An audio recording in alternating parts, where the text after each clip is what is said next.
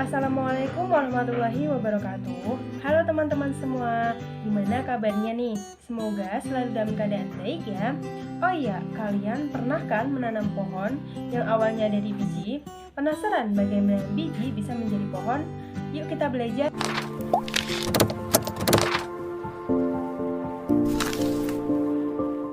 Halo teman-teman semua, ketemu lagi dengan Kak April di video pembelajaran biologi.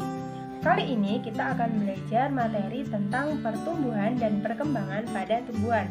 Oke, sebelum kita belajar lebih lanjut, kita harus tahu dulu nih, apa sih konsep dari pertumbuhan dan perkembangan itu sendiri.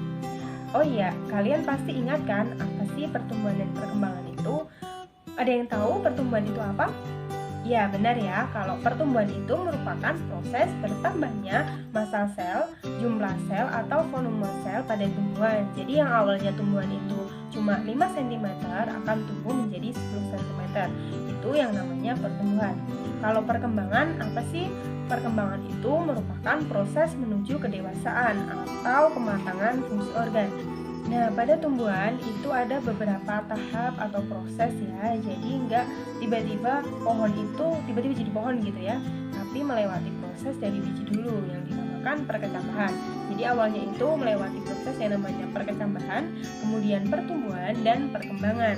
Nah, kita akan belajar tentang perkecambahan dulu. Ada yang tahu perkecambahan itu apa? Ya, benar ya. Perkecambahan itu merupakan proses berakhirnya masa dormansi biji. Dormansi biji itu apa? Dormansi biji itu merupakan masa inaktif dari biji itu sendiri.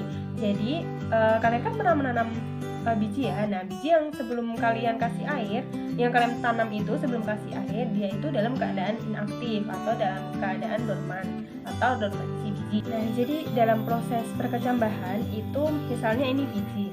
Biji itu tadi kan dalam keadaan dorman atau dormansi, awalnya itu dalam keadaan inaktif ya. Nah, setelah itu melewati proses yang namanya imbibiasi. Jadi setelah kalian tanam ke tanah, nah si biji itu kan kalian siram ya. Nah, airnya itu akan masuk ke dalam biji yang dinamakan proses imbibiasi. Jadi imbibiasi itu proses masuknya air ke dalam biji. Kemudian setelah airnya itu masuk, itu akan mengaktifkan hormon yang ada di dalam biji, yaitu hormon giberelin. Jadi hormon giberelin itu akan aktif. Apa sih Kak hormon giberelin itu? Hormon giberelin itu merupakan hormon yang berperan dalam proses perkecambahan. Nah, setelah hormon giberelinnya itu aktif, dia juga akan memicu enzim-enzim hidrolisis yang ada di dalam biji. Ada protease, ada lipase, ada amilase.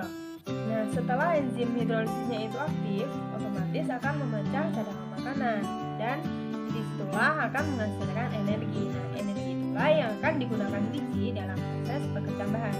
Jadi diingat-ingat ya, jadi awalnya itu bijinya itu dalam keadaan inaktif, kemudian kalian kasih air, terus kemudian melewati proses yang namanya imbibiasi, kemudian akan mengaktifkan hormon giberelin dan enzim hidrolisis yang ada di dalam biji. Kemudian si enzimnya juga akan membantu dalam proses memecahkan cadangan makanan. Kemudian cadangan makanannya itu dipecah, kemudian akan menghasilkan energi. Nah, energi itulah yang digunakan biji dalam proses perkecambahan. Nah, pada perkecambahan itu ada dua tipe ya, ada hipogeal dan ada epigeal. Nah, apa sih perbedaannya? Kalau hipogeal itu si keping bijinya itu ada dua. Misalnya gini, kalian kan pernah ya memegang biji kacang hijau atau biji kacang merah. Itu ketika kalian potret atau kalian lihat, itu kan ada dua keping. Nah, itu dinamakan keping biji atau kotyledon. Nah, pada tipe hipogeal itu si keping bijinya itu akan tetap tinggal di dalam tanah. Si kotyledonnya itu akan tetap tinggal di dalam tanah. Contohnya itu ada biji jagung, kemudian padi dan kacang kapri.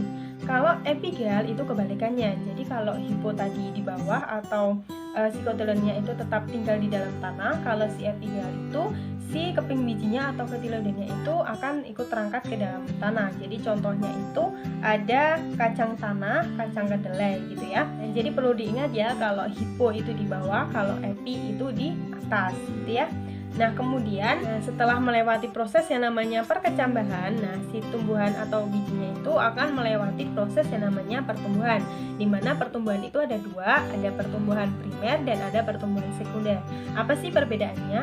Nah, kalau pertumbuhan primer itu pertumbuhan yang menyebabkan tumbuhan itu akan bertambah tinggi atau bertambah panjang. Jadi kalau pertumbuhan primer itu akar dan batangnya itu menjadi panjang. Nah, pertumbuhan primer itu disebabkan oleh meristem apikal. Apa sih meristem apikal itu? Meristem apikal itu merupakan jaringan meristem yang selalu membelah dan letaknya itu di ujung batang atau ujung akar. Jadi misalnya primer pada ujung akar itu ada 3 zona ya.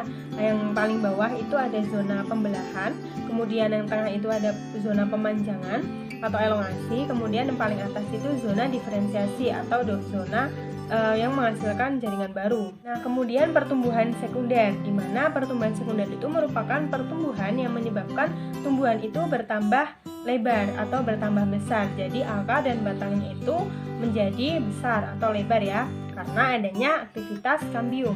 Nah, setelah si tumbuhan tadi melewati proses yang namanya pertumbuhan, nah kemudian yang terakhir itu melewati proses yang namanya perkembangan, di mana ditandai dengan munculnya bunga atau buah. Nah, jadi kalau tumbuhan atau pohon itu sudah berbuah atau berbunga, itu sudah dikatakan tumbuhan itu sudah mengalami proses yang namanya perkembangan atau sudah matang sel-sel kelaminnya. Jadi misalnya itu pohon mangga, nah itu sudah ada buah yang kalian biasa makan. Nah itu dalam salah satu proses perkembangan dari tumbuhan. Nah, jadi perlu diingat ya, pertumbuhan dan perkembangan pada tumbuhan itu diawali dari yang pertama tadi ada perkecambahan, kemudian ada pertumbuhan dan perkembangan. Di mana perkecambahan tadi ada proses-prosesnya, terus ada tipe perkecambahan tadi ada hipogel dan epigel. Kemudian kalau pertumbuhan itu tadi ada dua ya, ada pertumbuhan sekunder dan pertumbuhan primer. Kemudian yang terakhir itu ada yang namanya perkembangan, di mana ditandai dengan munculnya bunga atau buah ya. Gitu ya. Sudah paham ya dengan materi yang Kak April sampaikan? Jangan lupa untuk belajar dan jaga kesehatan.